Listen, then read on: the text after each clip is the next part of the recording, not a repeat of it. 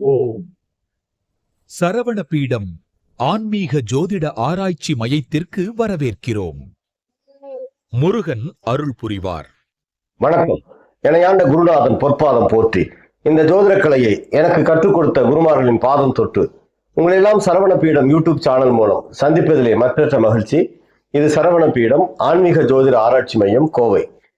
அன்புகளே, இந்த பதிவிலே அஸ்வினி நட்சத்திரத்தில் பிறந்த ஒருவருக்கு வாழ்க்கையினுடைய ஆயுட்காலத்துல வெற்றிக்கான காலம் எது, அவர்கள் வாழ்க்கை மிகப்பெரிய சாதனைகளை செய்து மிகப்பெரிய உயர்வை தொடக்கூடிய காலம் எது என்பதை பற்றிய சொல்லக்கூடிய பதிவு இது. இதை ஸ்கிப் பண்ணாம பாருங்க, அப்பதான் நான் சொல்ற விஷயங்கள் உங்களுக்கு தெளிவா புரியும். இந்த சேனலை சப்ஸ்கிரைப் பண்ணாம இருந்தா ஒரு முறை சப்ஸ்கிரைப் பண்ணிக்கோங்க. அப்படியே பக்கத்துல ஒரு பெல் சிம்பல் இருக்கும், அதை பிரஸ் பண்ணிக்கோங்க. அடுத்தடுத்து எங்கள் பதிவுகள் உங்களுக்கு கிடைப்பதற்கு வசதியாக இருக்கும். பிடிச்சிருந்தா லைக் பண்ணுங்க, ஷேர் பண்ணுங்க, கமெண்ட் பண்ணுங்க. அஸ்வினி நட்சத்திரம் இது காலபுருஷனுடைய மேச ராசியில முதல் ராசியில் வரக்கூடிய முதல் நட்சத்திரம். இந்த அஸ்வினியில் பிறந்தவர்களுக்கு அவருடைய வயது ஆரம்பம் முதல் இந்த ஆயுட்காலம் முடிகிற வரை அவர்களுக்கான தசை காலங்கள்ல வெற்றிக்கான திசைகள், வெற்றிக்கான காலம் எது என்பதை பற்றி நாம் இப்ப பேச இருக்கிறோம். இப்ப அஸ்வினியில் பிறந்தவர்களுக்கு முதல் திசை கேது திசை, ஒரு 7 வருஷம் கேது. பிறகு சுக்கிரன் ஒரு 20 ஆண்டு, 27. அதன் பிறகு சூரியன் ஒரு 6, 33. சந்திரன் ஒரு 10, 43. செவ்வாய் ஒரு 7, 50. ராகு ஒரு 18, 68. அதன் பிறகு குரு ஒரு 16 வருஷம், ஒரு 84 வயது அப்படின்னு வச்சுக்கலாம், ஒரு ஆவரேஜ் ஆயுட்காலம். அப்ப இந்த மாதிரி கேது திசை, சுக்கிர திசை, சூரிய திசை, சந்திர திசை, செவ்வாய் திசை, ராகு திசை, குரு திசை, இதுதான் அஸ்வினியில் பிறந்தவர்கள் அனுபவிக்கக்கூடிய தசா காலங்கள். மற்ற திசைகள் அவர்களுக்கு வராது. இப்ப நான் சொன்ன திசைகள் மட்டும்தான் வாழ்க்கையில் அனுபவிக்கக்கூடிய யோகங்கள் உண்டு. அதுல அவர்களுக்கு வெற்றிக்கான காலம் எது, எந்த காலங்கள்ல அவர்கள் வாழ்க்கையில் சிறப்பா திட்டமிட்டு செயல்பற்ற வெற்றிகள் அடையலாம் அப்படின்னு எடுத்துட்டீங்கன்னா, பொதுவா அஸ்வினி மேசம் அப்படின்னு எடுத்தீங்கன்னா, இப்ப மேச ராசி மேச லக்னத்துல பிறந்திருப்பாங்க. நம்ம இங்க லக்னம் ராசி 2 ஒன்னே வச்சு பேசுவோம், மேச லக்னம் மேச ராசி.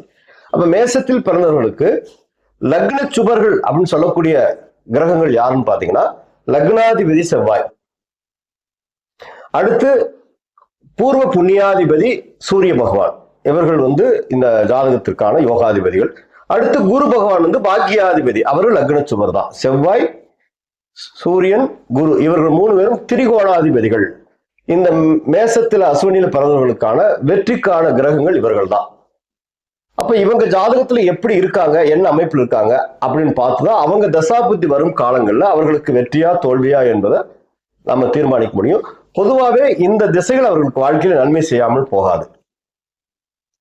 அப்ப அதோட சந்திர திசை அப்படின்னு ஒரு திசை வரும். சந்திரன் அவர்களுக்கு கேந்திராதிபதியா வர்றார். மேசத்திற்கு அஸ்வினிக்கு சந்திரன் 4ஆம் இடத்துக்கு அதிபதி, கேந்திராதிபதி அப்படின்னு சொல்லக்கூடிய கிரகம். அப்ப அவரும் வாழ்க்கையில ஒரு சுபத்தன்மையை கொடுக்கக்கூடிய கிரகம் தான் அஸ்வினிக்கு. அப்ப இந்த 3 கிரகங்களுடைய தசாபுத்தி காலங்களே இவர்களுக்கு வாழ்க்கையில வெற்றிக்கான காலங்கள் அப்படின்னு எடுத்துக்கலாம். மற்ற தசாபுத்திகள்லாம் இவர்களுக்கு பெருசா ஒண்ணும் செய்யாது. இந்த பிறவியில அஸ்வினியில பிறந்திருந்தீங்கன்னா இந்த தசாபுத்தி வந்தாதான் உங்களுக்கு வெற்றிக்கான காலம் அப்படின்னு எடுத்துட்டீங்கன்னா, அப்ப எந்த வயதுல உங்களுக்கு வரும் அப்படின்னா, சுக்கிர திசை முடிஞ்சு சூரிய திசை தொடங்கும். ஒரு 25 வயசு 26 வயசுல அப்படி தொடங்கும். அப்ப இந்த திசை உங்க வாழ்க்கையோட முதல் கட்டத்திலே ஆரம்பிக்குது. அப்ப சூரிய திசை 6 வருஷம் உங்களுக்கு வெற்றிக்கான திசை.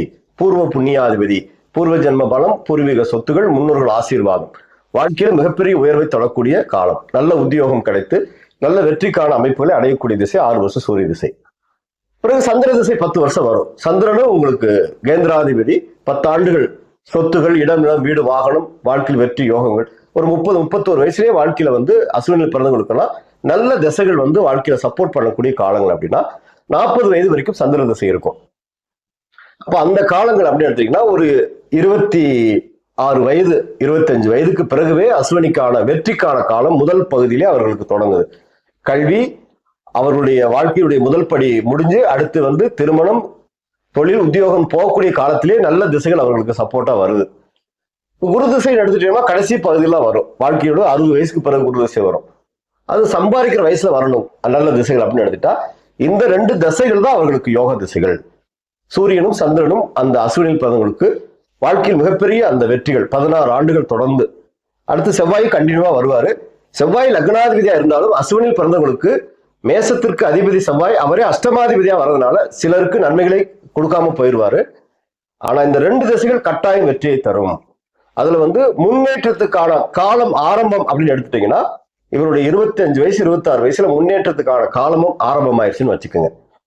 நல்ல பிளான் பண்ணி அஸ்வினில் பிறந்தவர்கள் இளமை காலத்தை நல்ல கல்வியில கவனம் செலுத்தி அந்த 26 வயதுல அந்த முன்னேற்றத்துக்கான காலம் துவங்கும் போது வெற்றிகளை மிகப்பெரிய அளவுக்கு திட்டமிட்டு செயல்படலாம்.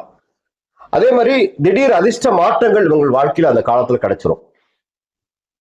சாதாரண இருப்பாங்க மிகப்பெரிய அதிர்ஷ்டங்கள், ஏன்னா 5 கூடிய தசை, நல்ல அதிர்ஷ்ட வாய்ப்புகள் தேடி வரும், நல்ல பெரிய உத்தியோகங்கள் கிடைக்கும், நல்ல நல்ல தொழில் வாய்ப்புகள் தேடி வரும். இது மாதிரி அவங்களுக்கு ஒரு வெற்றிக்கான அந்த அதிர்ஷ்ட வாய்ப்புகள் தேடி வரக்கூடிய காலம் இந்த திசைகள் தான். புதிய புதிய வாய்ப்புகள் தேடி வரக்கூடிய காலம். அந்த இவங்க எதிர்பார்க்காமையே புதிய வாய்ப்புகள் இவர்களுக்கு அப்படி கண் முன்னாடி நிற்கும். இந்த அஸ்வினியில் பிறந்தவங்களுக்கு இந்த வயது வரும்போது அந்த 26 வயதுக்கு பிறகு பாத்தீங்கன்னா அந்த புதிய வாய்ப்புகள் தேடி வரும். அதுல அவங்களுக்கு வளர்ச்சி பாத்தீங்கன்னா திடீர் வளர்ச்சி. சாதாரணமா இருந்தா சின்ன வயசுல மிகப்பெரிய அளவுக்கு வெற்றி ஆயிட்டா, சாதாரணமா என் கூட சுத்திட்டு இருந்தாங்க, இப்ப பாருங்க பெரிய வளர்ச்சி ஆயிட்டான்னு சொல்ற மாதிரி திடீர் வளர்ச்சிகள் கிடைக்கக்கூடிய தசைகள் இந்த சூரிய திசை சந்திர திசை.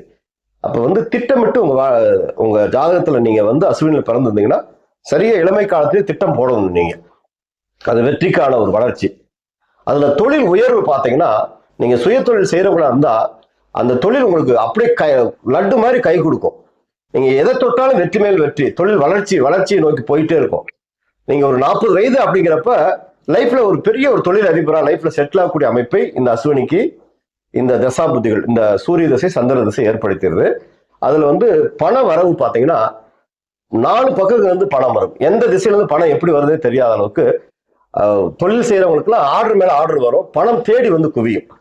அப்ப ஒரு வளர்ச்சி அசுர வளர்ச்சி அவங்க எட்டக்கூடிய காலம் இந்த 2 திசைகள் தான் அஸ்வினியில் பிறந்தவங்களுக்கு. அதே மாதிரி என்ன தீர்மானம் போட்டாலும் சரிங்க, நீங்க எடுக்கிற திட்டங்கள் தீர்மானங்கள் வெற்றி அடைஞ்சே தீரும்.